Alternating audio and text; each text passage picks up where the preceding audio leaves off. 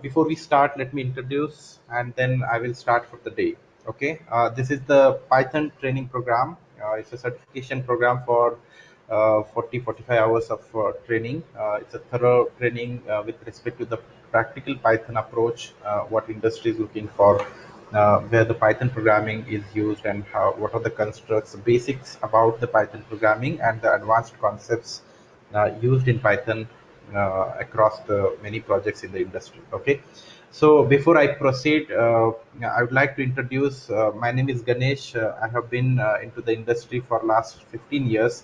I have 15 years of work experience into software development, consulting projects, and solution architect, business development, project management. So I'm into training for more than 11 years now. Earlier, I worked with companies like Wipro, Reliance, Tata Communications, and later on, I mostly impart technology training for various corporate as well as the retail businesses. Okay, so I have been with Wiculty for a couple of years now, and we are working with Python programs, keeping in mind the practical approach, what is required in the industry, and what should be focused more on. I work on other trainings like data science, machine learning, artificial intelligence, and all these along with Python programming. So this training I'm very excited because this training is designed in a way that we have end-to-end coverage for so many aspects and most important aspects of the programming language. Let me go before we jump onto. I have few slides. I will just talk a little bit about why we use Python, and maybe I'll try to give some overview. Before we really deep dive into the Python programming. Okay, so the approach would be mostly I will do some hands-on for all of you, right from the very basic concepts. What is the how to install, right from that, then the identifiers, the variables, how to use them, how to use the built-in objects, how to use the built-in data structures like list, tuple, dictionary, right, and set. So those along with a lot of exercises, hands-on quizzes, that way, the best way in my view to learn any programming language. And we will start. Not only that, we will be working on some advanced concepts like comprehension techniques, the generators, closures, working with the files, lambda functions, exception handling, regular expressions, okay, map reduce, and the object oriented concepts. So this is what the end-to-end package. Plus, we have some data analytics toolkits like NumPy, Pandas. So those are some of the most important aspects of this programming language. So for this entire course, we have curated each and every aspect of this programming language to be capable of working with any company or any industry, where Python is applied. So the very first thing, why Python? I think I have repeated this part in one of the demo session. If you have attended, I will take 10 minutes for discussing about why Python and what do you think, what takes this Python a very preferred programming language across the developers community. So any guesses? Anybody can would like to say something? See, I have joined from my AWS machine. Right now, there was some technical issue uh, with my Linux. So I just I'm trying to understand if I'm audible and if you can speak. Can somebody try to answer so that I'll get to know as also that I can hear from you and you can hear from me. Yes, sir, you are audible, sir. Okay. So any guess? What do you think? Why Python is used? I don't know, sir. Why Python is preferred? Okay. How about others?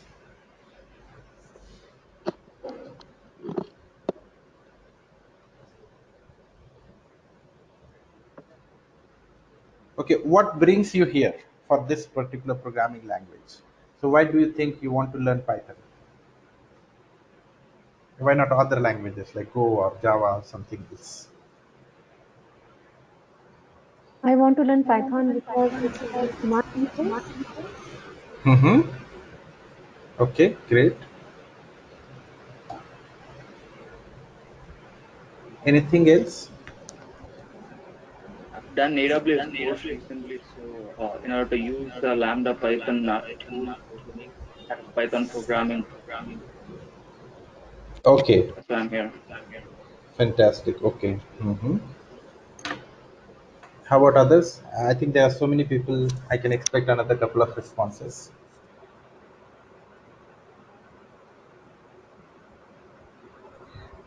This training, virtual trainings will be more effective if we are all interactive. Okay, maybe we are very basic things discussing right now, but I will ensure that everybody will enjoy a lot many important things coming up. So please try speaking. It's okay. I'm not looking for right answers. I'm looking for contribution. More demand in the Sorry, management. more demand in the market.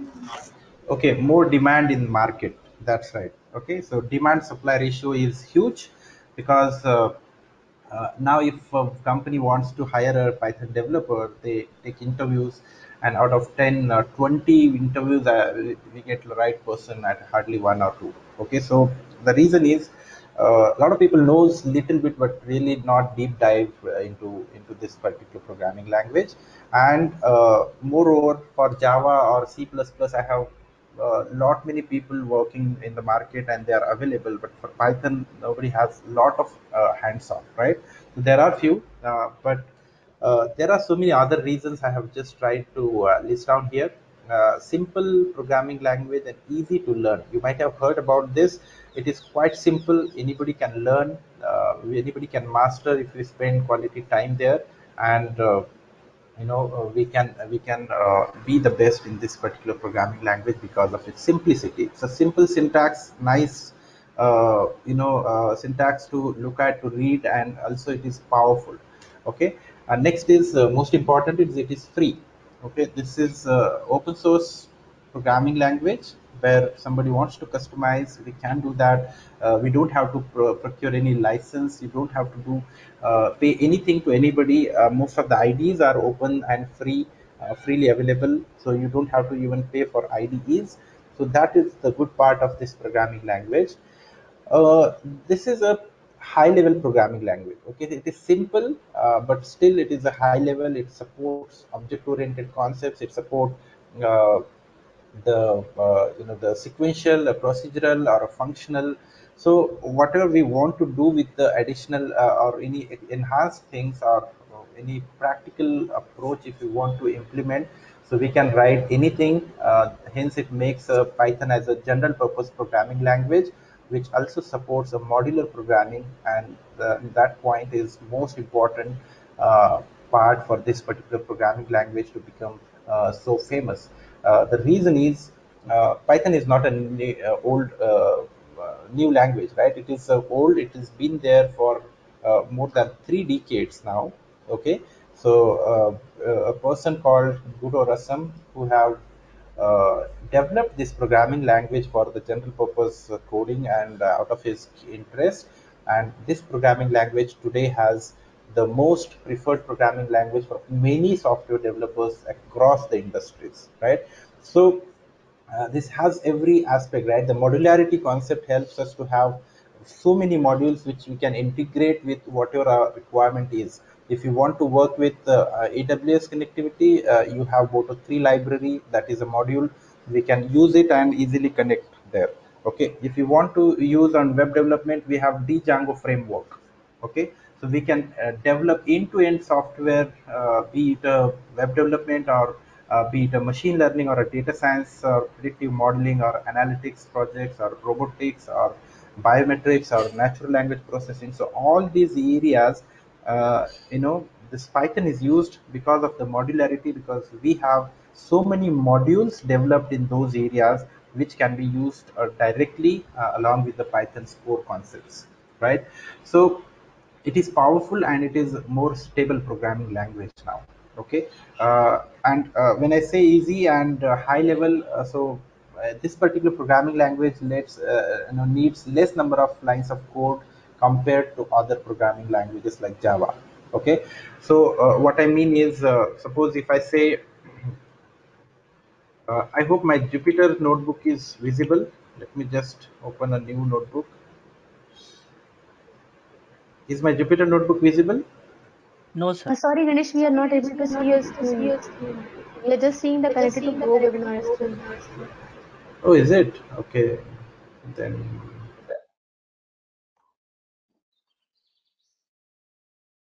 Okay, maybe I will use this slide. Maybe I thought my entire screen is shared, but it seems only the Windows part of it is shared. Okay, no problem.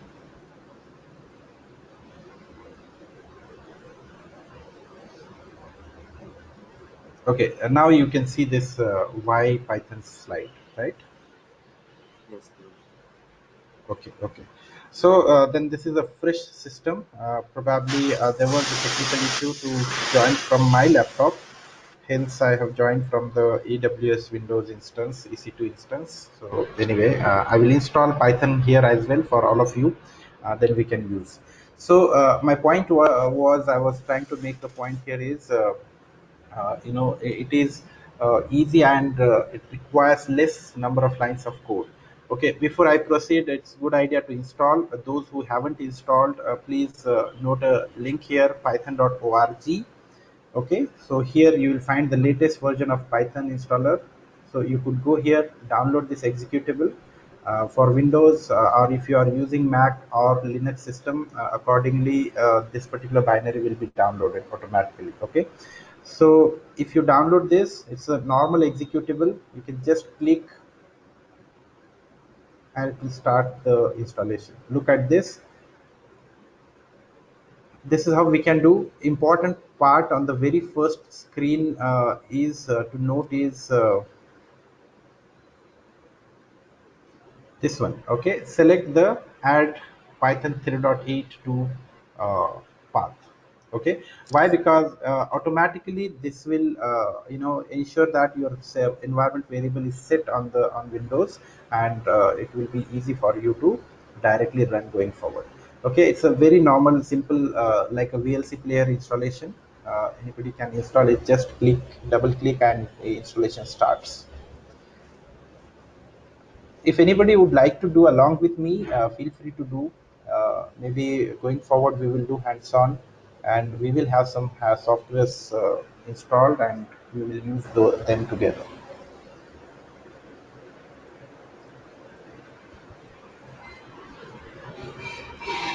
How many has no idea about the installation, or it is not installed on their system?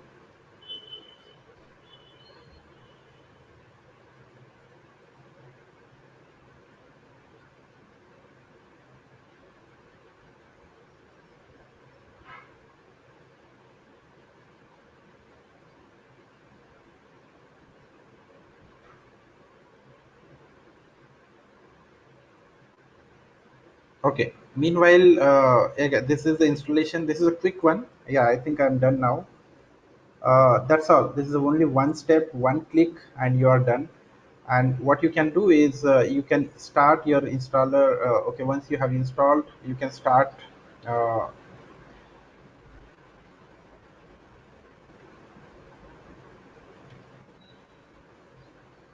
okay, as simple as that. See, if I write Python and you are onto your terminal.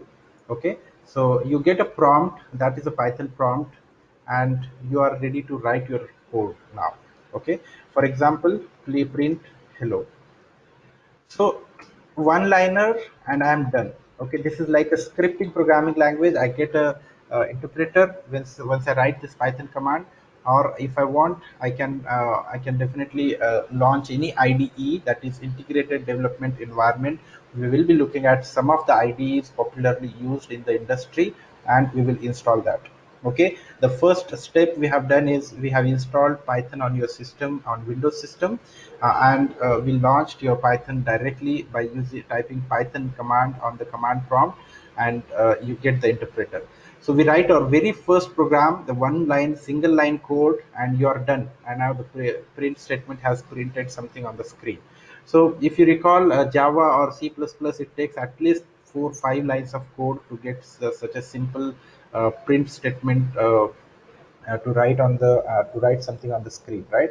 So that is the best part. That is what, when I say it is more powerful, simple, and one-third lines of code it takes usually, compared to the same thing if you want to do on some other programming languages, right? So it has the support of object-oriented programming, like it is having an implicit polymorphic behavior language. It means if I do uh, let me open this once again. If I do, let's say 45 plus 2, it does addition. If I say hello plus world, it does concatenation. Okay, so the plus operator, which is the arithmetic operator for numbers, numeric data. So this does addition automatically when it detects the two integer objects, as operands for this particular operation, and it will do a concatenation when you add two strings. Okay, I'll come to these things in detail in a while. But for now, my point here is just to make that how powerful or how simple this code could be compared to other programming language, where I don't have to learn anything extra, like how to include some library, because this is a very basic thing, right? So portability is another important feature. Means if I write a program on Windows, the same program can be run on any other operating system without any changes, right? It is compatible with any operating system. So wherever you have installed, suppose you have installed Python 3.8, so program written on Linux or Windows, it is independent of platform. It is like a Java, right? There is a JVM in between, so that makes platform independent programming language, unlike C, C++. So Python is also a platform independent programming language. Okay. Uh, it supports different programming paradigms. That's what we already spoke about. Of procedural programming, it is object-oriented programming, it is a functional programming. It is a modular programming. It has so many modular modules available we can use. So that makes this program to support different paradigms of programming languages, right? Extensibility, this is the most critical part for many companies when they have a legacy software running for 20 years, 30 years, and now they want to extend some functionality using their legacy software, and perhaps it is the most critical part because they want to enhance, they want to adopt to the new changes in the industry. Let's say they want to go with Python, and but they can't change the entire legacy system in a year or two, right? Because those are the systems running for many decades, right? Maybe 2 decades, 3 decades. But the best part is if they want to enhance something, if they want to write some additional module, so that can be written and modified and placed into their system, and that can be easily plugged or integrated with their legacy system if it is written in Java or C++. Okay, so those systems can be directly working with this new module or new the software component which can be plugged with their legacy software. So that is what is called extensibility. Okay, we have various modules to extend your functionalities with Python. Okay, so who is using this particular programming language? Okay, this is something we should know what is happening, who understand, who wants to use, and how companies have adopted this programming language. So especially when we talk about the big giants, I have tried to list here, but the list is huge. There are so many companies, so many startups in India, so many startups across the globe. They use Python for their so many tasks, some kind of automation, some kind of web development, some kind of robotics or machine learning programming, or their big data Hadoop environment. They have modules like PyDoop and PySpark. So we have so many areas, even in the manufacturing industry, where the industrial digitization and automation is a demand for the day. Smart manufacturing is the demand for the day. So those companies also adopt Python as a programming language, right? So Here YouTube, everybody knows YouTube, the system is built based on Django framework, and Django is a complete end-to-end Python solution for the web development, right? Quora is another website, right? So Google has a search engine, and a lot of software components are written in Python programming in Google as well. So Dropbox, this is used for the storage services, uses Python extensively for their servers and clients software development. Raspberry Pi, you might have heard about it. It is a single board computer programming, and it is also in the robotics. There are Go libraries, so many such libraries which can be used for your robotics, for your small robots if you want to build, or small projects if you want to do in your educational project assignments. So a lot of people use Raspberry Pi. Torrent is a peer-to-peer file sharing system. So this also is written in yeah, having some software components written in Python programming. So NASA and NSA, they work on their security or cryptography and intelligence analysis stuff, and those companies also use Python. Okay, Netflix has a powerful recommendation engine, and that is written in Python. Recommendation engine is a part of machine learning algorithms, but the point I want to make here is even a next Netflix, like a big giants, uses this particular programming languages. So list is huge. Microsoft uses, Facebook uses. So this programming language is now adopted by across the industries, across the big giants or small companies for their day-to-day work. Okay, so as I said, Python has a future. Python is been there for a long time, and now it is more stable, more powerful, because more things are now made available, and Python becomes the one-stop solution for everything to develop your end-to-end systems, and that's where the demand is increasing. As somebody has mentioned rightly, there's a huge demand in the market because this is a general-purpose programming language which can fit anywhere. Okay, so that's where, suppose I want to develop something, and if I want to go with the autonomous car, right, these days the driverless car is theme, or the electric vehicles, so those things are coming up. So a lot of companies do their R&D, there's research, and they want to come up with a quick software to drive some of their hardware components, right? And without software, nothing works in this world. So the default language it comes is be it analytics, or be it robotics, or be it any kind of manufacturing processes, or any kind of a true digitization what we are looking for, or the automation we are looking for. So Python comes as the first preferred programming language for many leaders across the industry, as well as many software architects or software professionals. They want to use this.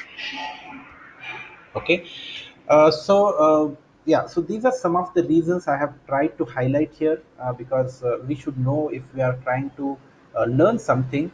So this is the basics behind it, and this will help us to really know where we are heading. Okay, so we are heading towards the programming language, this next generation, or the 21st century language, which is used for the all niche technologies, what is where the world is moving. Okay, so there are some operators. I know more or less these operators are used across many other programming languages as well. For example, the arithmetic operators, plus, minus, star is a multiplication, slash is a division, and double star could be the new thing. Okay, so I will discuss about that. So these are some list of operators we will be doing some hands-on. Okay, so I didn't spend a lot of time for getting introduction, since I see a lot of participants, it takes a lot of time, but still I would like to hear from you all that how basics you are comfortable with. Do you have some basics, or it is completely new? Is there anybody who is completely new to any programming language, or you have some background of some other programming language or Python? Can somebody tell me, so that it will help me to adjust my pace according I to am new, sir. your. Yeah,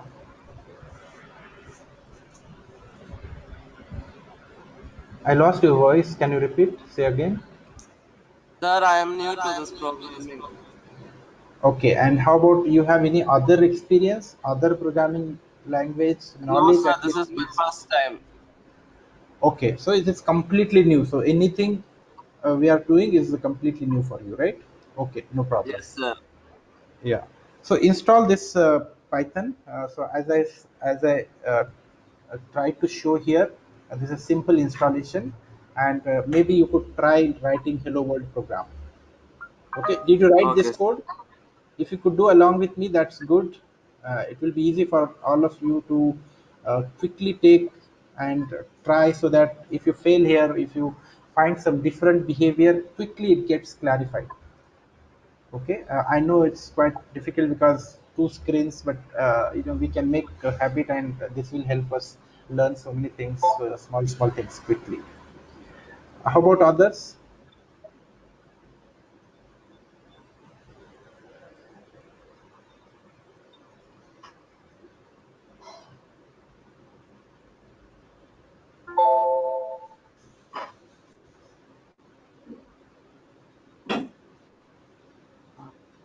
For me, I have a basic understanding of the programming languages, so I'm Mhm. fine with this slide. Okay, perfect, perfect. Yes, how about others?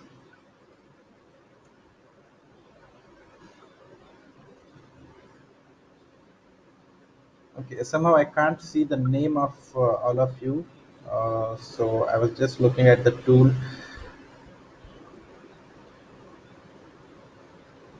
Okay, I'll figure out this tool related issues in the next session, but let it be. Okay, so those who have some bit of background, so probably you will understand what this plus operator is doing here, what is operator, and what is variable, and what is the keywords in a particular programming language. So for those who are new, so these are some of the operators which we want to do for performing any operation on the data, right? Because when it is a programming language is there to solve some of our problems, right? So suppose I want to create a calculator, so I should have some support of having being availability of such operators, or some of the built-in functions in any programming language, right? If you know C programming, the basics one, so yes, there is a built-in functions which is available inside .stdio or stdio.h or any such header files, right? So similarly, Python has some built-in functions. Maybe I'll take you through that function list here if I have. Let me open the other PPT. Just hold on.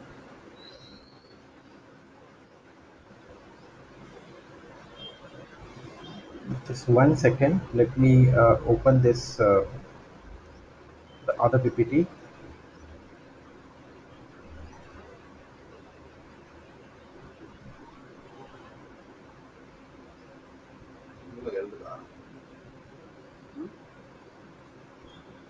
Hmm.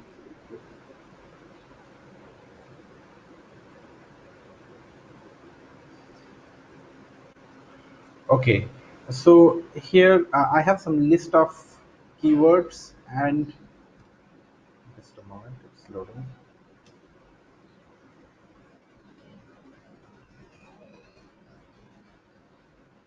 Okay.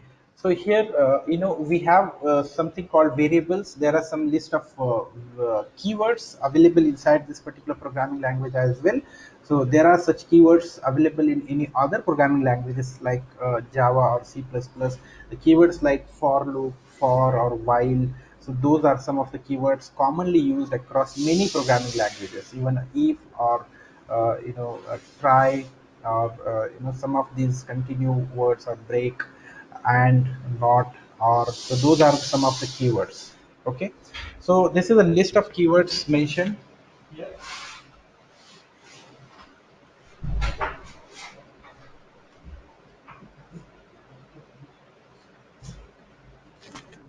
Hello, yeah. So there is a variable. Okay, variable means which holds some data for you into a program, and you can have a different types of variables. In Python we don't have to declare a type, so no data type declaration required in Python. Okay, that's a fantastic thing. That's a that saves a lot here. That saves a lot of typing. That saves maintaining a different types, and getting difficulty in having a restriction of based on the type of the declared variable.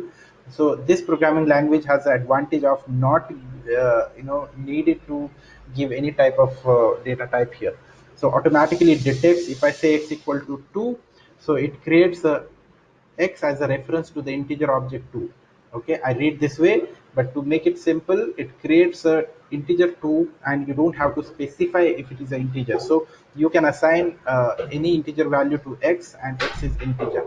Now if you assign string to x, now x becomes a string object. That's as simple as that. So you don't have to specifically say that okay, this is of only type integer. So it works dynamically. It works whenever you want to give whatever object this is getting assigned, right? So there are some concepts, mutability and immutability. We will be talking this later on. Just hold on. So important data types or the objects in Python is Boolean. So only this set of around 9 data types like boolean, integer, 9 or 10, float, strings, bytes objects, lists, tuples, sets, dictionary, and none type. So these are the types of built-in objects available in Python. That's all. So this solves a lot of problems which you probably want to solve using Python. Okay, these are built-in data types, and these are some of the keywords. Keywords means those are the reserved words in Python or any other programming language if you refer to. So these keywords have some special meaning. Okay, so if I say if, so if I type if, so Python understands we want to do something which is predefined inside a code. So that is what we have to learn. What is the meaning of if? Right? What is the meaning of from? What is the meaning of for? So in the part of our coding or hands-on, we are going to learn about these things, and we will see what this keyword says and how to have your variables or how to declare your different data types and use them in a program. Okay, so these are built-in data types which I have discussed, and there are a couple of functions like type, is instance. So these are some of the functions. We have so many such functions, built-in functions available in Python. Okay, so let's go and do some bit of hands-on here. What I was trying to show here is I was trying to show operators. So double star, is my screen visible, or should I make it little font bigger? Properties. Okay, I can make little bigger font. Okay, hope this is better now. Okay, this double star is a is a power operator. Okay, and if I do single star, it is a multiplication. So that means I'm trying to uh, multiply 100 by 100. Okay, so that is the simple multiplication, and we can do subtraction, we can do addition, and this works quickly, right, without needing to really do something extra. So it is obvious thing. If you want to do right such kind of basic quick stuff, you can do inside your Python prompt. Okay, so this is how we can do. So double star is a power operator, and look at the number what we are getting, right? This is a huge number. If you have some background of other programming, it's really difficult in C program to store such a numeric data, isn't it? So here, I can also assign these values 200, right? So, and if you type here, check a value is this one, right? And type is a built-in function to check the type of a particular variable, and I can see that this is of type integer object. Okay, now I refer everything as an object. I will be coming to this part, what this class means and why everything is object when we discuss object oriented programming concepts going forward. But here a is of type integer, so if I do add a 4 to this particular a, the entire addition happens on this huge number, right? This is the biggest number one can have, right? It's a huge number. It is practically not a valid number as well, but still Python has a powerful ability to hold any type of data with any kind of length here, right? This is a huge number, still it holds such a number, and it allows us to perform arithmetic operations. Okay, so that is what, and we have, suppose x equal to 10 and y equal to, let's say, 23. So x minus y, so that does, oh sorry, actually I wanted to do x minus y. So I repeat, x equal to 10 and now x minus y. So you check here, so what is the value of x, what is the value of y? And value of x is 10, value of y is 23, and the subtraction is pretty straightforward and simple. X minus y, you get your value subtracted. Okay, and y minus x, obviously it is plus 13. Right? So even x minus 9, you can do the arithmetic operations on such numbers. Okay, but if you have, let's say, string, okay, I write something here, Python is fun, and let's check what is the type of s. Okay, I forgot to close the bracket, so it came like this. Okay, just ignore it. So here, suppose I have type yes. Okay, you can very well check what is the type of this particular yes, and yes is a string. If I print yes, I can see here that the yes holds Python is fun, that is, it holds a numeric data. Okay, just to make you understand here what I'm trying to, okay, let me show you. Let me take the marker if I can. Yeah, so what happens is, the moment you write, you know, something like yes equal to Python is fun, or x equal to 10. So 10 is the integer created into a memory, and that memory is referred by a variable called x. Okay, so this is what it means internally. Okay, we are going to deep dive into memory management after a few sessions, so that is planned going forward.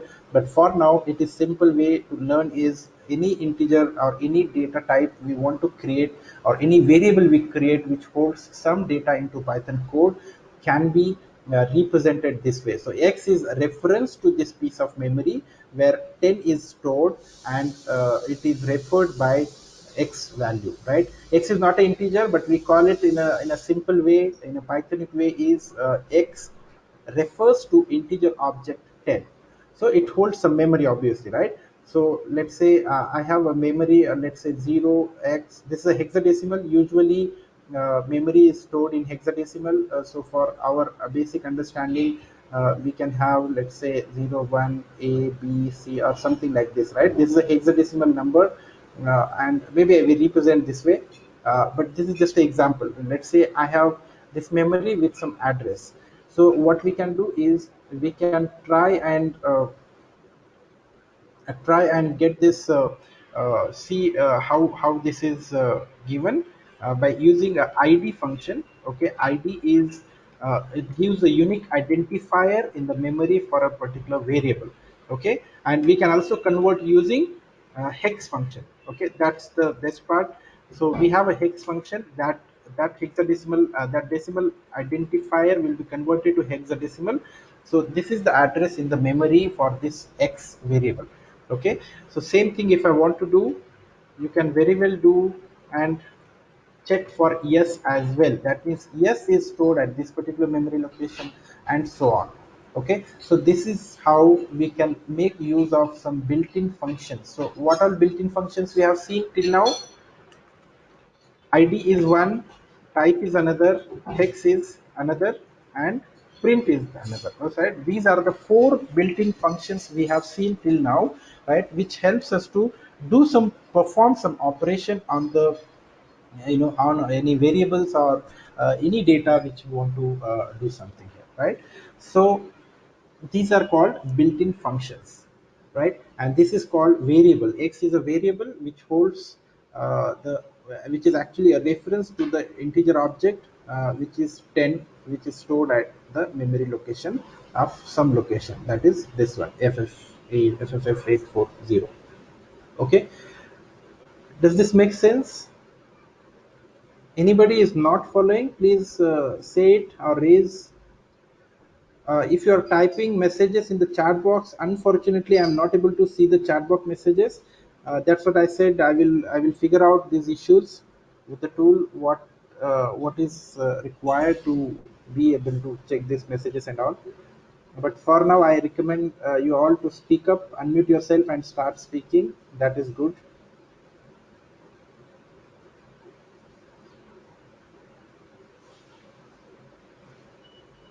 Yes, am I making sense? Is it fine, the pace or the way we are going? Yes, sir. Yes, sir. It's fine. Okay, great. So these are some of the built-in functions. Now let's have a quick check on the slide here once again. So we will check what some of the operators we can explore further, right? So we have seen double star. Double star is a power operator. So what is percent operator? Do you recall what is percent? Anybody recall? Reminder. Reminder, right? Perfect, perfect. So this can be used for the reminder. So if you do a division and if it has some reminder, let's say modulus 3, it gives 1 because 1 is the reminder for this particular division, right? So division is pretty straightforward. It does a division for two integers and you get 3.3333. Okay, but if you use percent, it does, sorry. Yeah, if you do this reminder and it just gives you a, percent, it just gives you a reminder for this particular number. Okay, so that's the reminder operator. And there is another operator called double slash. Okay, any Floor guess division. what double slash is? Floor division. That's fantastic, right?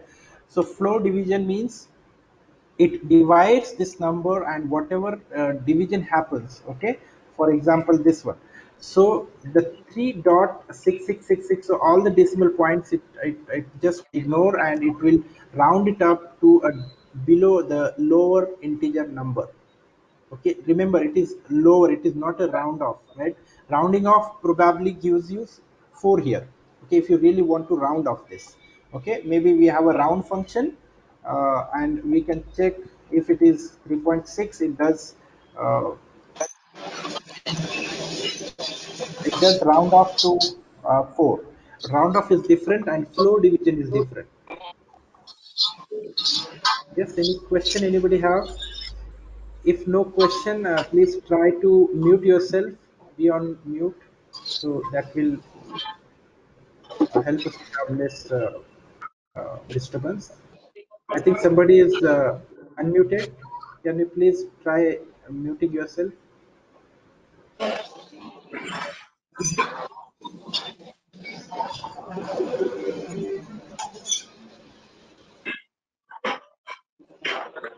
Hello, somebody is on mute. Unmute. Okay. If you could mute yourself, that will help. I think now unmuted, right? Okay. Yes. Hello. Can you hear me now? Yes, Ganesh, we can hear you. Perfect. Yes, Thank sir. you. Perfect. Yeah. Yes, Thank you. sir. Yeah. Sorry for that. I think it got even everybody got disconnect, unmuted. No problem. We'll figure out. So let's see. So what we were talking is about the operators, and we have seen these two important operators today, that is double star and double slash. Okay, so rest of the operators are more or less same, unless the identity operator, that is and is not, and membership operators in and not in. So we will see as and when we use going forward.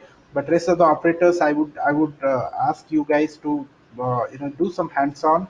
In some of the hands-on exercises, I will help you to learn about that.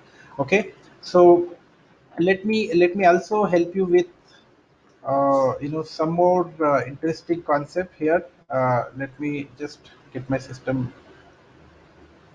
Yeah, yes is a string, right? and which holds Python is fun.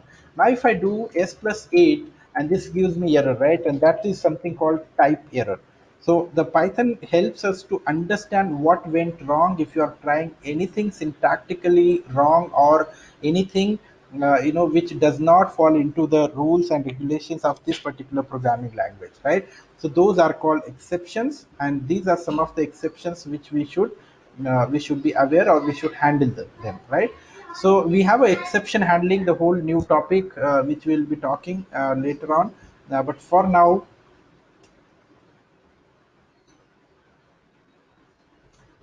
okay, for now, we have, let's say, s plus 2 with s plus 3. This is not a legitimate way of adding two operands. Okay, obviously, we want to add integers, or we want to concatenate strings. Okay, but we can't do both the things, integer and strings, together. Okay, if this is the thing we want to do, Python understands you want to do concatenation of two strings. If you want to do this plus operation here on the two integers, uh, interpreter understands you are trying to add two numbers, right? This is a straightforward. But this one, yes plus 3, has no meaning, right? Because nobody wants to do that. That is not a legitimate step we are taking. But if at all you want to concatenate 3 to the string, okay, so there is a provision to convert that into the string. Now this 3 is a string 3, right? But suppose if I have n equal to a number, and now I want to do s plus n. Now it is difficult because now this number can't be appended, right? So for that we have some built-in functions called conversion functions, and we could use them for any numeric string which is available. So we can typecast them, or we can convert such primitive data types into the other primitive data types. For example, this n is a 3, that is a number, and we wanted to add this to a particular string. Okay, so that is how we can do, that is what the append or concatenation happens here, and that's how we can convert. Now that is interesting here. Suppose I want to do something like this. Okay, check what happens. This is the string, and it should return uh, sorry, this is something without the quote I wanted to do. Okay, so that the string gets converted. Suppose I have integer here, and type of n is integer, and when I want to convert that to new n, which is of string type, and here I can simply use using str, and new n is another type of variable. Okay, and what is the value here? What is the type here? Type is a string, and what is the value? Okay, we can in fact print like this, new n. So that's how we get the new value inside your uh, new n, and the type of new n is, what is the type here? Obviously it is a string type, because we have converted it. Okay, so that's how the conversion operator, conversion functions we can use. Now let me give you a little more flavor about some other variables and print statements. Okay, suppose I have cars 100. Okay, I have, let's say, drivers equal to 85. So we can just have two variables, right? What is the type of cars? Obviously it is integer, we can check that, right? What is the type of drivers? It is, I'm just showing you. Okay, we don't need to check every time the type. I'm just trying to show you that automatically we have created two integer objects, which is 100 and 85, and cars is reference to the 100 object, and drivers is reference to 85. And now if I do cars plus drivers, so obviously we get 185. Now if I want to print cars, we could print that. If I want to print carpool capacity. Okay, so how do we calculate carpool capacity? Drivers into, yes, why drivers into 4?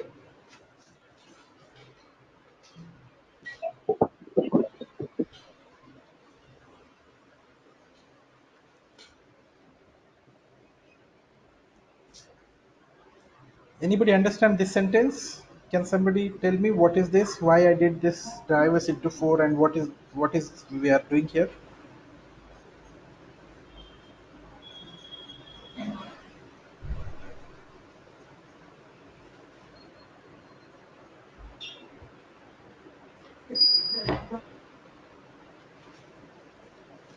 Yes?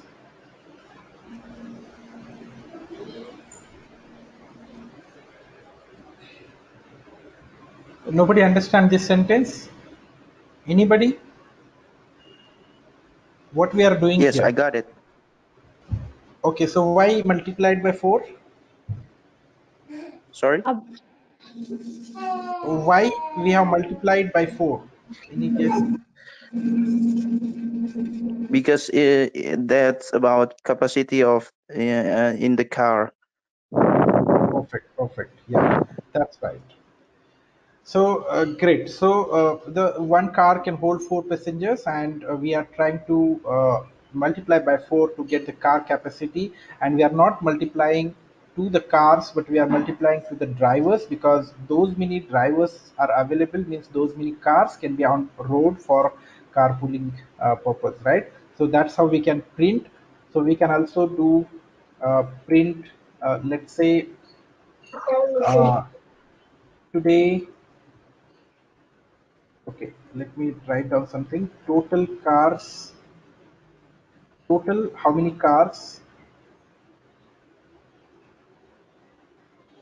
are available and how many drivers. Okay, I have one little different syntax for this time, and I have, let's say, cars and drivers. These are two variables I'm interested to print. Okay, and look, the magic happens here.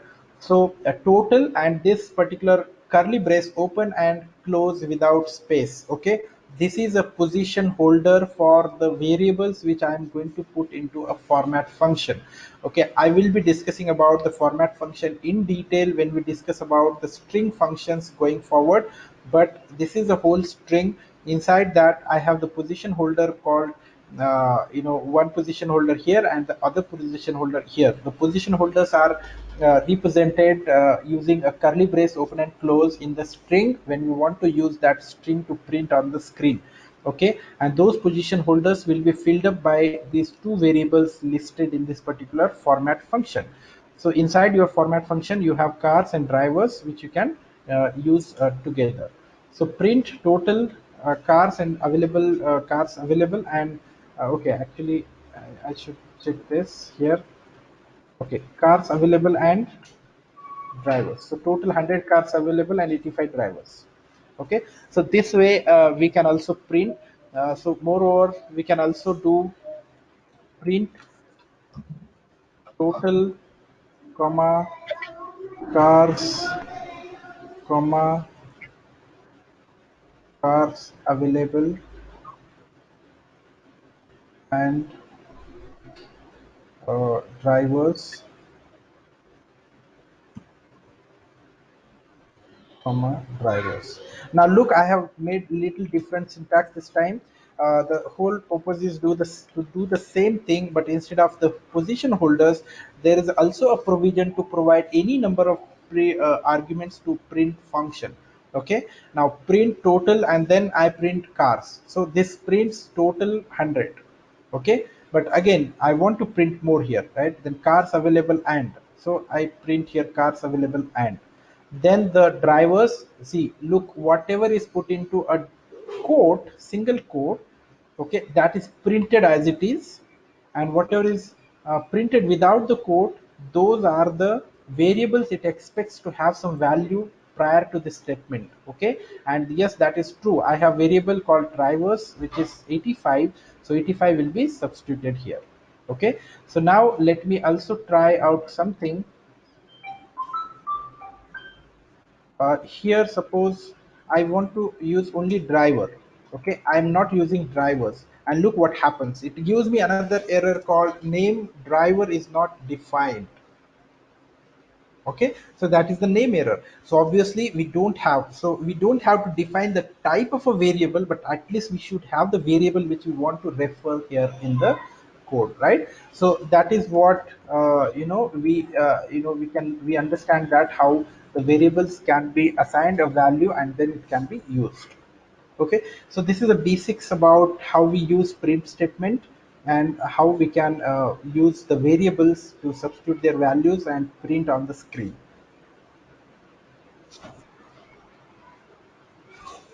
Okay, any question here? No, sir. Okay, great. So now there is something with the quote as well. Okay, Python is fun. That is what we have written with a single quote. And if you write another string with double quote, Python is fun. So there is no difference between yes1 and yes and yes1. Okay, so there are two things I have explained here. I have tried to put here. One is about a double quote and a single quote, and second is about the comparison operator. Okay, so this is how we can compare two objects. Let's say I have x equal to 10, y equal to 20. Is x and y same? No. So that kind of comparison we can do using, excuse me, yeah, using double equal to. So double equal to, if you check our operators list, you have double equal to operator here in the comparison operators list.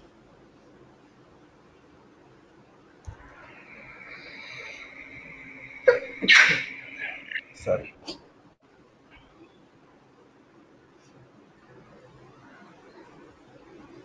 Okay, so double equal to make a comparison, and it returns a boolean object that is either true or false. Here yes1 and yes2 both are exactly same. That means even if you use double quote or single quote, it won't make any difference to while creating a string.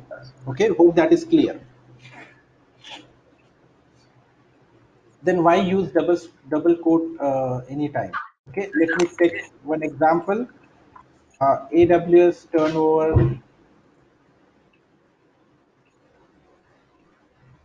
Amazon's turnover this year is 100 billion. Okay, just an example. Okay, so what is the problem here? Look, we are trying to write a simple string, the whole this thing, the selected part on the string on the screen as a string. Okay, but it gave me error because the apostrophe after Amazon is something which is treated as a single quote for a string, and Amazon is a string, and then it is trying to understand what is yes and then rest of the things, and it won't find anything meaningful for that, right? So this is a scenario where probably if I go and use double quote, it solves our problem. Okay, so that is just a scenario where we might want to use double quote and single quote together. So that is the time we can use interchangeably this double quote and single quote. But otherwise, there is no difference at all about the quotes. Okay, so there is also a provision to use triple quotes. We can use quote 3 times, and this is also okay. Okay, you might see some strings, some such data here going forward, and which can be printed or used using double quote or triple quotes. Okay, so either you use a double quote 1 time or double quote 3 times, both the things are exactly same. Or if you use a single quote as well, it is exactly same thing. There is no difference in the quotes as such, but it is about the usage, about the style when you want to use it. You could decide on that. Okay. We have also seen this Boolean operator. I hope this is clear. Now let me move on to a basic construct, how to form some of the constructs in Python programming.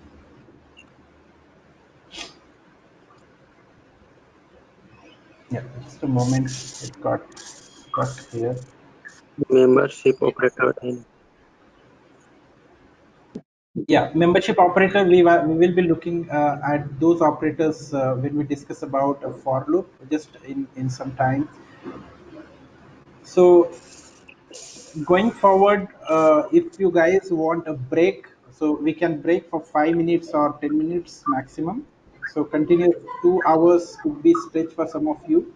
but I will keep up to you or your convenience. If break is required, we can break for 5 minutes or 7 minutes, or maximum 10 minutes. But not today. Today we got a lot of other challenges to get our setup in place. So tomorrow onwards we will have 10 minutes break if everybody is okay.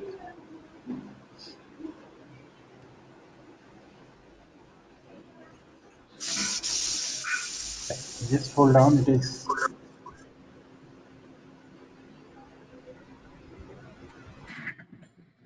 I have a quick question. Yeah, yeah. Please go ahead.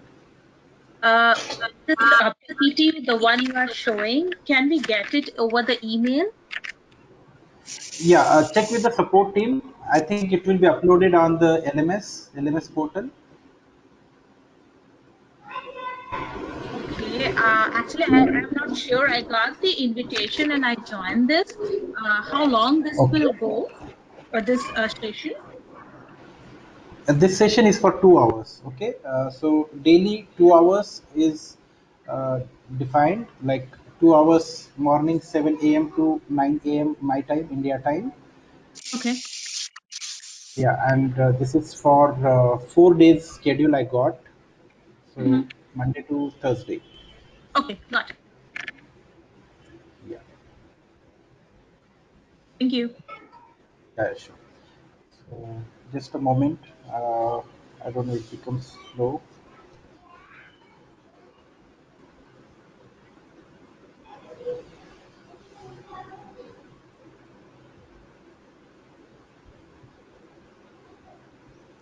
I don't know what went wrong, but somehow my system got stuck again.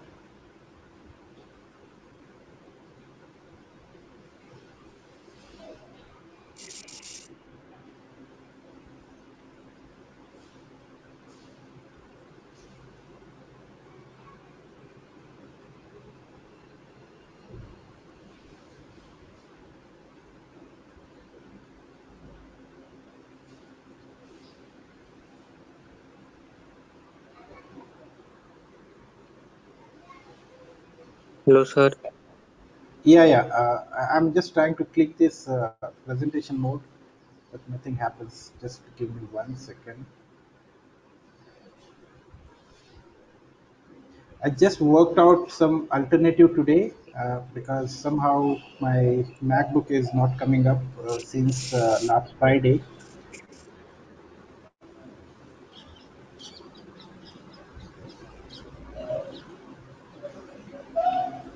And this is the AWS instance. Actually, I have tried, running something here, and I don't know if there's a capacity of this. This was the existing instance I'm trying to use. Anyway, this will be sorted out soon. Let me just try.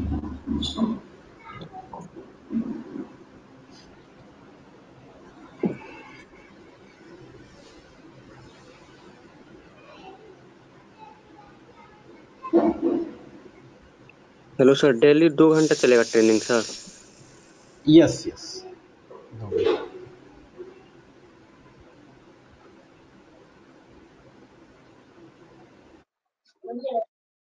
There are options. In fact, there are two options. Either you could choose to uh, engage for the 2 hours every day in the morning India time, that is 7 a.m. to 9 a.m. Or if you wish to get to some other batch, those are the weekend batches. You could think about joining the weekend batch. But weekend batches will be little more, maybe 3 hours on Saturday and 3 hours on Sunday. There will be break, of course, but so for this 2 hour session as well, I will plan a break of 10 minutes in between. So 7 to 8 India time, and then 8 to 8:10 we will break, and then another 15 minutes we will continue. So I hope that is okay.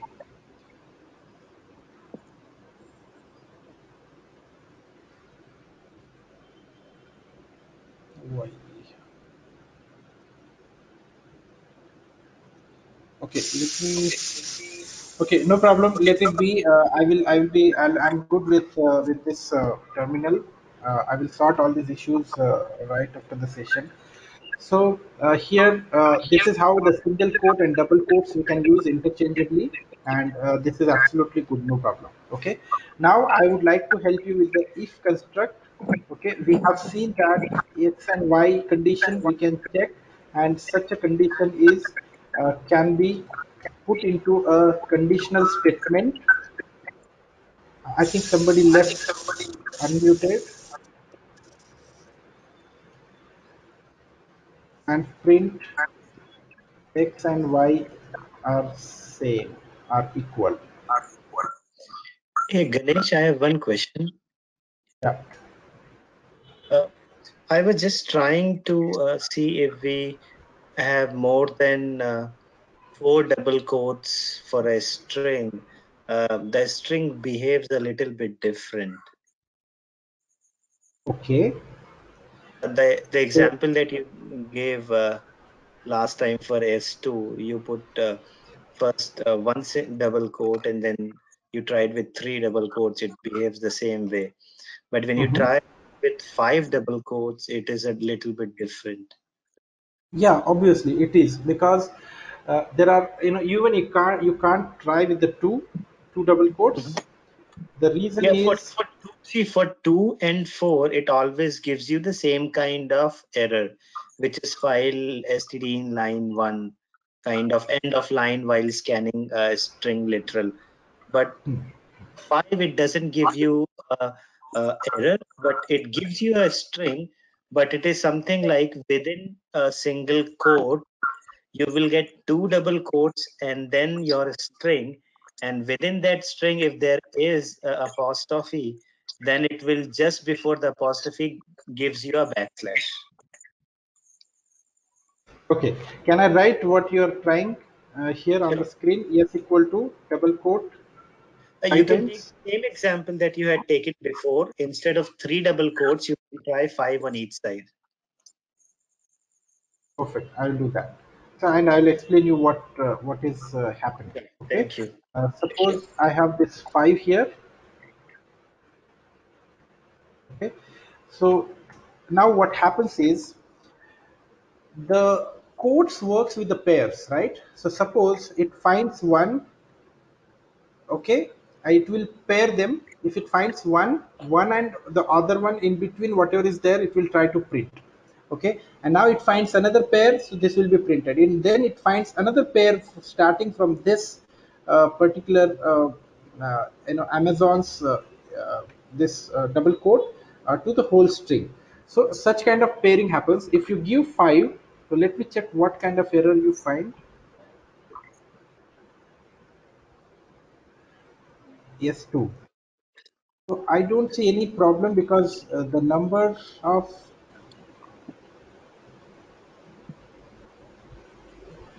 okay.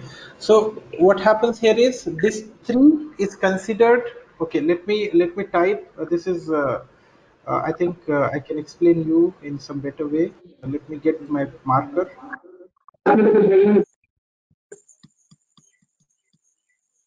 Okay, look at this.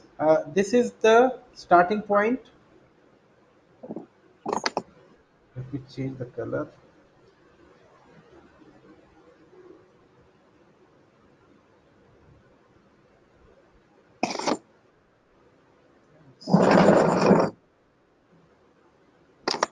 Okay, so these are the first 3, and then from first 3 onwards, this whole thing is considered as your string. Okay. Okay, that means the first 2 quotes are part of your string, and then it will go up to the match to the closing bracket for this closing quote for this 3 double quotes. So the first 3 double quotes are closed here. Okay, right after this blue line. Okay, so up to this point. Okay, so up to this point, this is closed, and the last 2 are nothing. I mean, it is not doing anything. And even if I have such double quotes or any number of quotes, it does not have anything. So that's why it is not printing anything after BL. Okay, so that's what how it is working. So in fact, in short, if I want to really make a little more clear about this, what we have to always understand is whether I'm closing the quotes or not, because it is important for us to close the quotes as well. Okay, for example, in Python, if I do this, I open and close.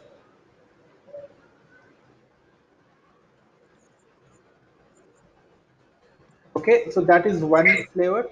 If I do this,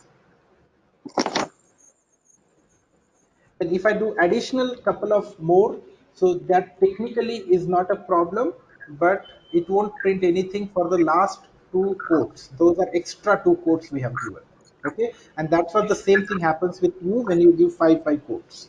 So three Okay. quotes are considered as opening quotes, and then the second two is printed as it is, and then the rest of the text, then after bn, the three quotes are taken as closing quotes for your string, and post that these two quotes are just redundant. There is nothing it does the same thing what we have seen with the Python here. Okay, Okay. so that One is question. how. Yeah. Why is that backslash coming just before apostrophe s? Okay, so backslash is in the string, is used to suppress the special meaning of the characters. Okay, so let me explain you with one more other example. First, let me print s2, and then it won't show you. Okay, just a minute. Print s2.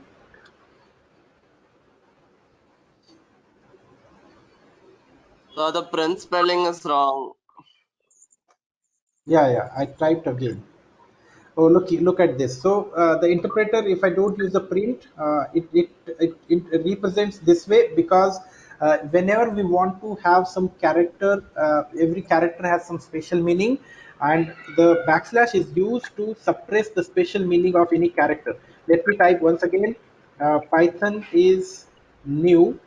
Okay, if I type this, and now if I type one more thing here, and if I want to have this backslash as part of my string, but look at this, what happens when I print this.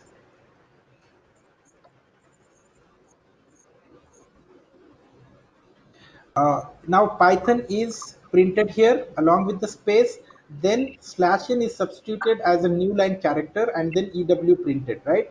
But I may not be interested to really get this slash n as a new line character. So I want to suppress the special meaning of that slash n, that is a new line character. So we can use one more slash to suppress the special meaning of any special character which is coming in the string. So similarly, the single quote, we wanted to print literally a single quote. We don't want to have that as a as a single quote. Okay, let me get the output here. Why this output is not printed? My system becomes slow.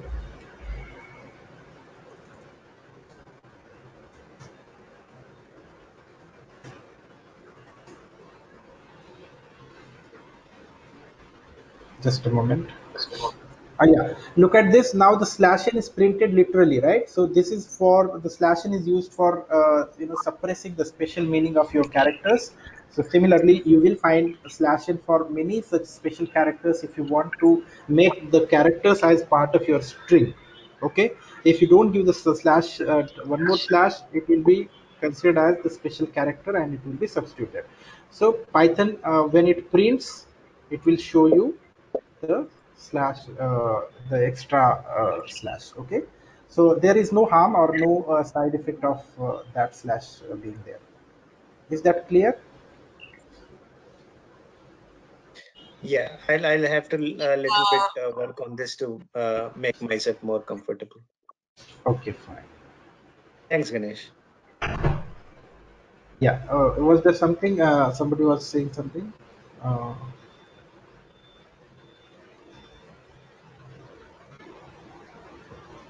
any other question? No, right? Okay, so that is another next topic we have. Okay, where I will be explaining this slash. Okay, all the slash and raw strings. So since there was a question, I have tried to explain, but these things will come up once again, and that time I will explain a little bit more about what the slash is for and why we use slash. Okay, let me open my PPT. Okay, I think it is still stuck. No problem. Let me move forward. So I will take one more example how to write your for statement and your if statement. But I wanted to do it on the notepad.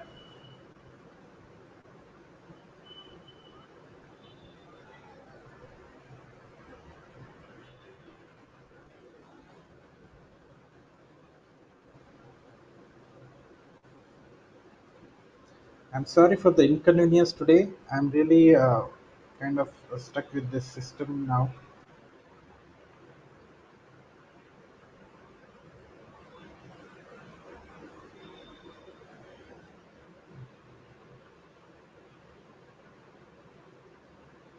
Okay, we can't write all our programs into the interpreter like we are writing.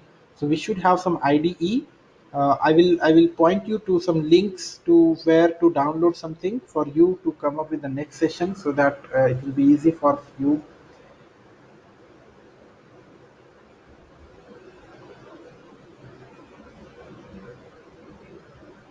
It's terrible. It is really stuck badly.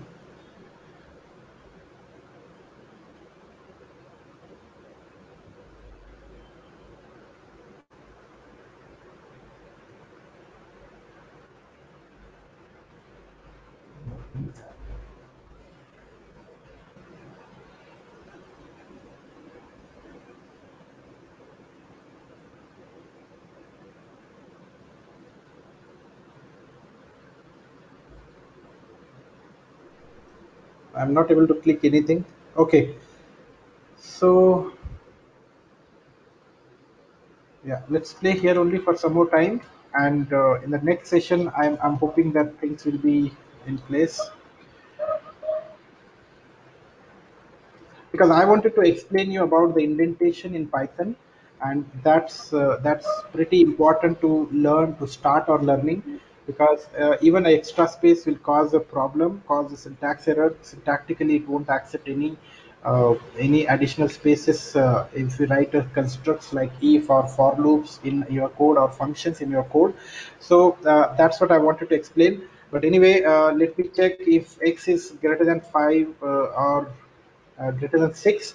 Then this is the syntax where if means we are trying to make some condition, and if this condition is true, we want to execute some block of statements. Okay, then the syntax goes like this: if this is a conditional expression, and then there is a colon. So colon and if are fixed position, and in between whatever we want to write, it can be one expression where we will have a condition to check. And after colon there has to be at least one space. Ideally we should go for 4 spaces to identify the block. Unlike in C++ programming, there is a curly brace to start a block and close the curly brace to close the block, right? Here the blocks are identified with some indentation. So when I say indentation, at least one space is mandatory.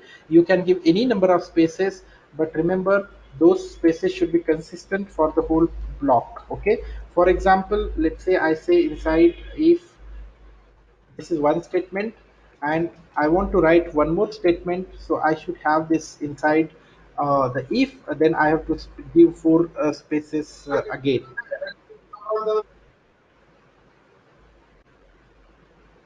Okay, just a minute, I'm typing but it is not reflected here. Okay, so this is how your if statements works, and print end of program. Okay, so now this program shows that if x value is greater than 6, these 2 statements gets printed, and otherwise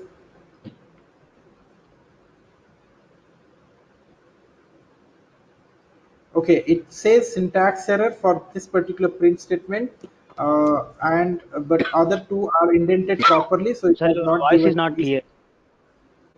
Okay, is it for others as Your well? voice is not clear. Okay, okay. So is it the case for others as Hello? well? Or hello, hello. I can hear you properly. No, Ganesh, I can hear you. Okay, I think for others it is not a problem. It is clear, right? My internet is good. The only thing is the system has gone something wrong with the system. So, okay, no problem. Let me also tell you one more thing here. So, I'm trying to come to this statement once, but let me open one more file called IDLE.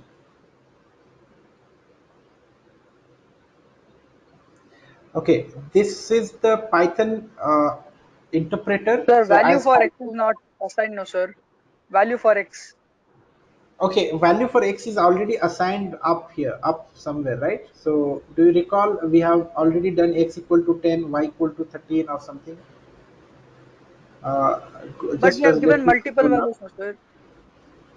No, the last one will be taken. For example, x equal to 10 if I write, so x is still there with the interpreter, because when we create this interpreter, when we launch this interpreter, x is having this 10. Now, if even if you assign something else, so that is the value Yes, present sir. in x. Yeah, Okay, thank you, sir. yeah. Okay.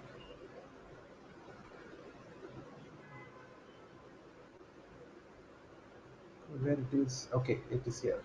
So what happens is this is the block executed since this is true, so this condition becomes true. So these statements gets executed.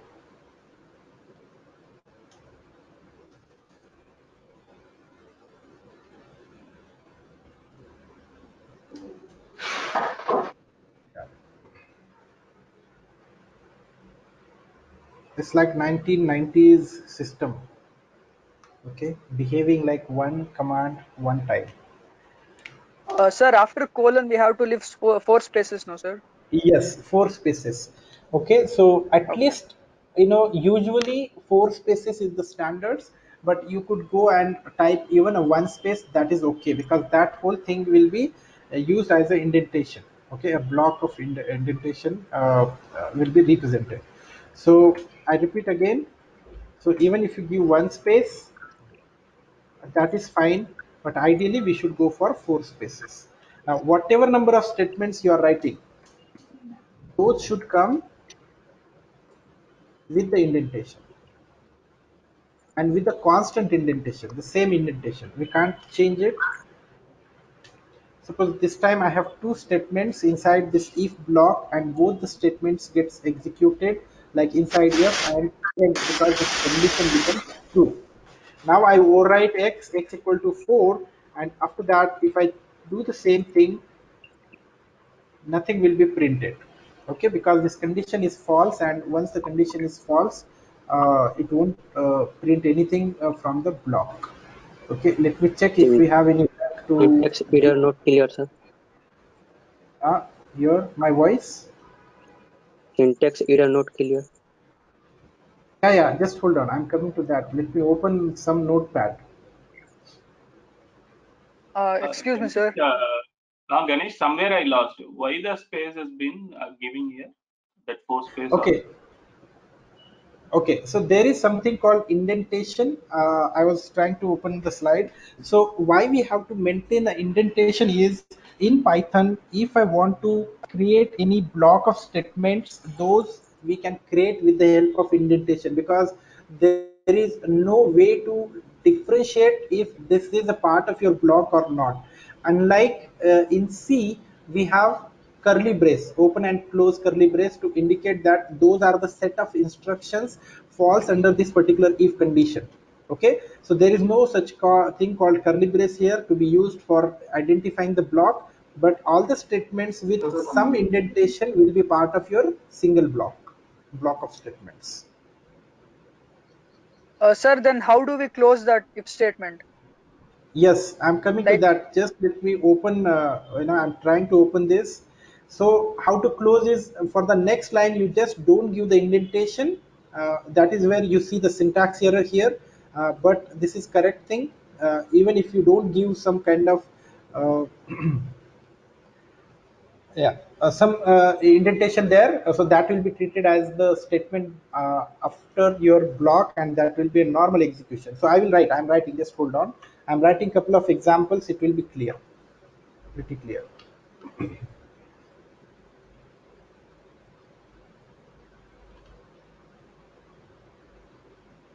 Okay, do you have this installation in your system? Have you installed Python? Yes, sir. Okay, can you try this IDLE, or you try writing some code on Notepad? Okay, in the next session we will discuss, or we will install more. We will install some IDE called uh, Anaconda Navigator.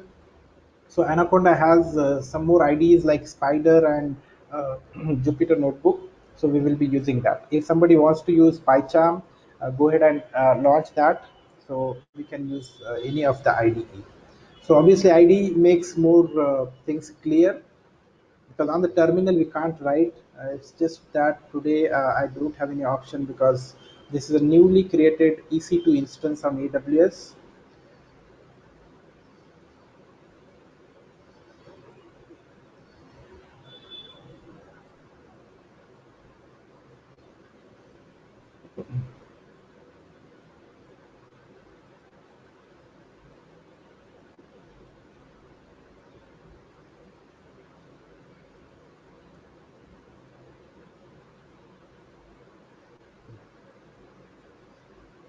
So anything you want to write outside the block has to not give any indentation. Suppose I give one space here, you don't have to give any indentation there. Why I can't start?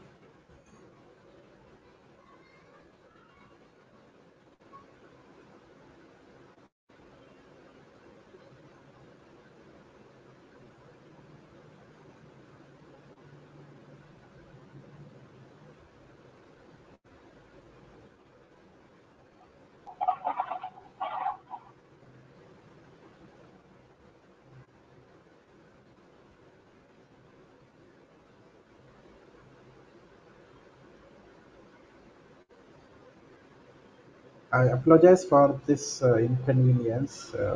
This is worst. In fact, this was unexpected. In fact, the tool should work for even Ubuntu. At least I should be able to present my screen.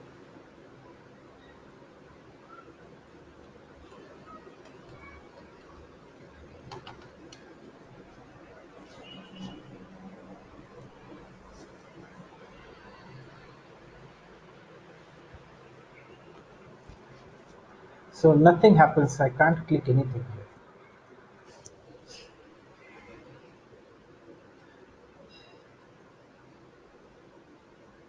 It's okay, Ganesh. Yeah. Can make it out. Yeah, maybe I will solve these issues, and maybe we can have this thing sorted for the tomorrow session. So I'm clear for the audio, right? So just that my system is stuck. In fact, I will try to arrange some other laptop. My MacBook is not functioning well. But anyway, we will resolve these issues, and we will be having something better tomorrow. And one more thing is about the hands-on. We want to have the IDEs. So that's what I was trying here to open. Okay, so one of the IDE you could install is Anaconda Navigator. Okay, you just type Anaconda Navigator download in Google. You will find the official site of Anaconda, where you could Anaconda download this what, package. sir? Yes, Anaconda what, sir? Anaconda Navigator. I'm typing here Okay, sir. Thank Navigator. you, sir. Okay, yeah, Anaconda Navigator download. Okay, I think this is now giving me some option to type here. So Anaconda Navigator download. You go to anaconda.com website. From there, you download this. This is somewhere around 500 MB software, a little bigger. And if you download that, you install, you will have a lot many tools available to use going forward. Okay. So at least before tomorrow's session, please go ahead and do install this. Okay, I think we will stop here for the day, and I will start tomorrow with the topic for if condition, for loop, if else, the indentation, and for loop, how to use it, and some more assignments we have. So please come up with the Anaconda installation on your system. Okay, so I'll keep myself ready for the installation with the Jupyter and Anaconda, and we will proceed. Okay, any other question, anything before we close for the day? All clear, sir. Okay, all clear. Okay, great. You're doing Sir, a great job. We're looking forward. Sorry. excuse me, sir. Yeah, You're yeah. doing a Sir, great job. Sorry, one at a time. Yeah, please go ahead. No, you're Sir, doing a great we job. have, Yeah, go ahead. That's okay. Yeah. sir, we have scanf in C, right? Like it takes Uh-huh. input from out, like it takes input Yes. from output window. Like we have similar Yes. in Python, like similar Yes. kind Yes. of We have. features. We have input. I will be talking this in the next session. Sir, Thank you, sir. Anaconda Navigator and Python programs are all same, sir.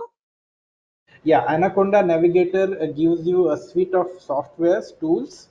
So we can use IDE from that software package. Okay, IDE is like Spider or Jupyter Notebook. IDE is integrated development environment.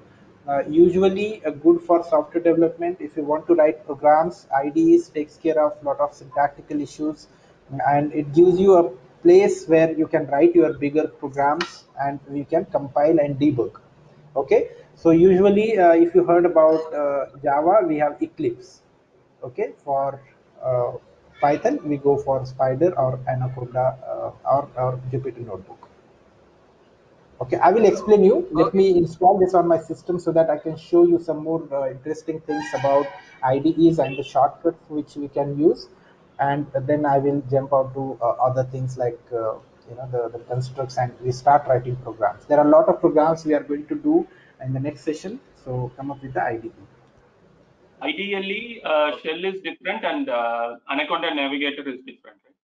Yes, Anaconda Navigator also installs Python on your system, and that is one different version of Python. I mean, the version is same, but that is one more new Python installation. And the one Python which we have installed today is the basic version of Python with minimal packages available, which we can also use.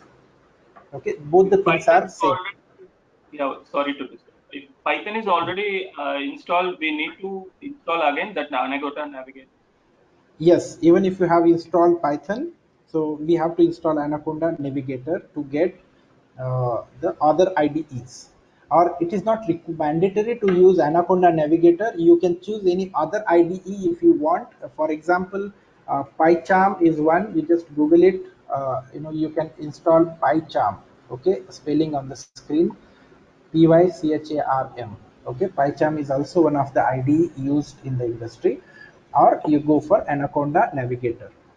One of them should be good. Okay, you're doing a great job, Ganesh. We're looking forward. Yes, yes. In the next session, I will be having these packages installed, and I'm trying to get some better system to avoid these issues. I really face so many challenges somehow. Okay, because of my Mac suddenly got stuck. So anyway, any other questions? Somebody was asking something.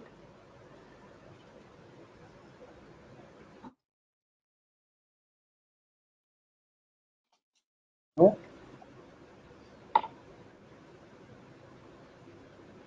Okay. Any suggestion? If am I fast or slow or pace is good, so that in the next session we will adjust the pace, and we will move on for some questions and some assignments. We are You are okay with Sir, this. neutral. Sir, you are neutral. Okay. Sir, can you tell how format function works once again? Yeah. So format is a strings built-in function, string objects function, and format will substitute the arguments passed to a format function into the string wherever it finds open and close curly brace. Okay, open and close curly braces are like a position holders. Okay, we could write Okay. something. Yeah, suppose this is a string, whatever string you have. Okay, and you can just have a string and then string dot format. This is a function. So here whatever you write, so if you write 45, so this will be substituted at the open and close curly brace wherever you write. Okay, so if you have two such open and close curly braces, so you have to give two arguments into format. Is this clear? Okay, sir. Clear. Yeah, and there are some more string functions. That time it will probably help you to explore and understand what is the how to take the help page and how to see all the functions available. Okay. If there is no more question, I think we can close for the day. And it's early today. Sir, Uh, last. Sir, I have two yeah, yeah, questions. yeah. Please, please. Sir, we can't clear screen this. No, no, this screen we can't clear. That's why we will be working more on IDEs. We are not working on this black window. We're having very limited stuff to do. Okay, we can't write bigger programs. In fact, we can write some programs on even a notepad. That is okay, but notepad is not opened in my system, so I could not show you that.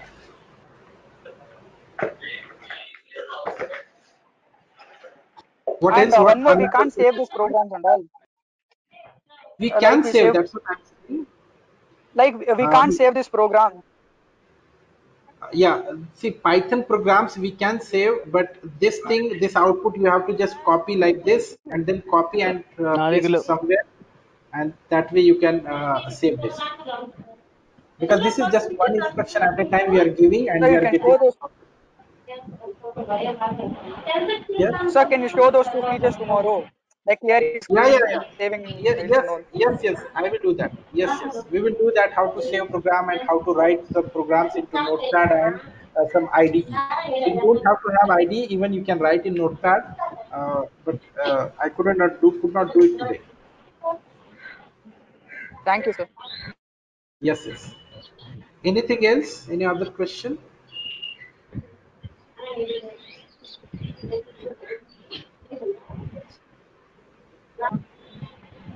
Okay, then if no more questions, so let's close for the day. Thank you for your time and see you tomorrow, same time.